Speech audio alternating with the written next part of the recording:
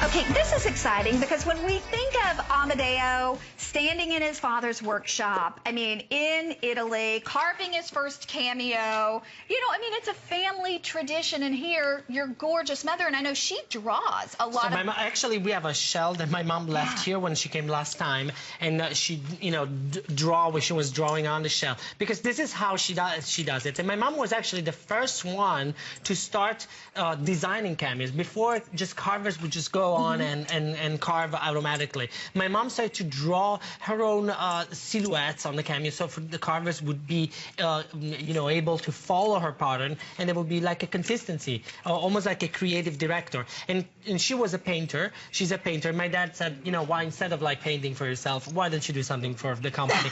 Come here. We gotta put you to work. And she started to do it, and she became so famous in Japan. They were like screaming for her. That's why this cameo actually carved on the same shell. This is a Sardonyx shell. Yeah, but that's a more expensive shell, right? Very expensive shell. It comes from the Bahamas, from Honduras, from the Caribbean islands, but it's very difficult to find, and it's very difficult to find the best one.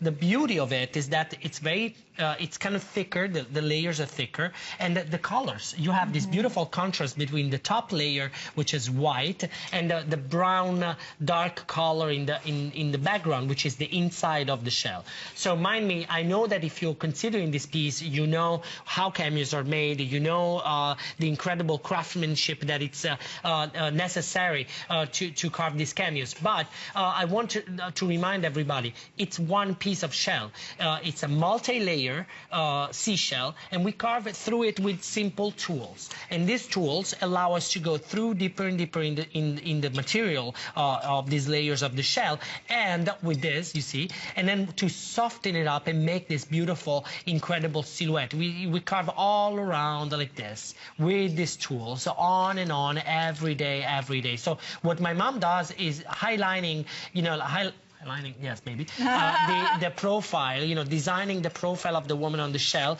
and then the carver will follow with these tools, just like a, like a pattern, like a tailor follows the pattern. I want you to know that to get from this point to this, it takes not hours, but weeks, not even days, weeks of workmanship for one. That's hence the price. So if you are in for a collectible item to add to your own collection, or you just want to treat yourself with an amazing piece of jewelry that happens to be a one-of-a-kind, incredible masterpiece in cameo making, then you are in for a deal. Because something like this, first of all, it's completely, at a fantastic price that only HSN is able to extend. But also, you will just not find it. It's not about how much you will pay. You don't find these things in regular jewelry stores, in malls, in department stores. You have to go to the carver.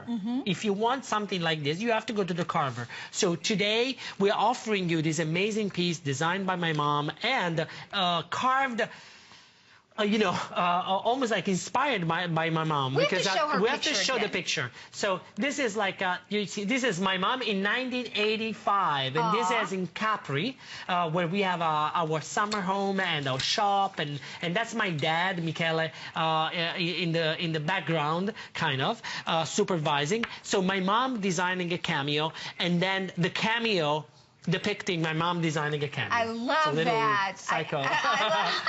Look, but it's of course for me this holds a incredible sentiment, and it's very nostalgic. But it's incredible how I go around the world and I see the jewelry stores everywhere in the world. Of course, it's my business, but I don't see this kind of passion. I don't see jewelry pieces that speak of family, of heritage, of tradition, just like mine do. Because for others, it's a business, making jewelry and selling jewelry. For us, it's a livelihood. It's a tradition. It's history. Even if we don't sell enough, we don't change. We still make cameos. And Amedeo, are you the baby? I'm the middle one. That's why I'm the most responsible one. That's what they say, right? You are the most responsible? Yes. No, you're Imagine not. the others. No, that's right. Imagine my others. I'm like, whoa.